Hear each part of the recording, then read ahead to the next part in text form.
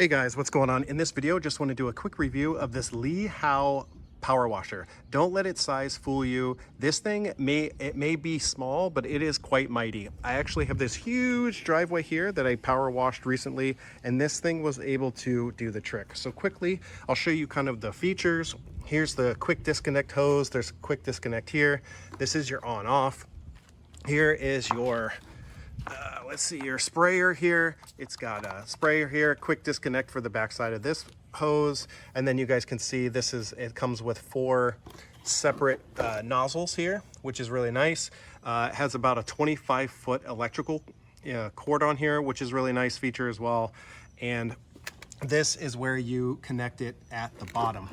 So this thing it is 1800 watts, does about 3500 PSI, so just enough to tackle pretty much any job that you have around your house, your driveway. You know, if you want to use it to kind of wash your car off, wash your rims and things like that. This thing is plenty enough. So far, so good. I've had it for about 3 or 4 days, and it has held up very, very well. Like I said, it did this entire driveway here. So small but mighty. It does the job. Highly recommend you guys check this out. See you guys on the next one. Bye for now.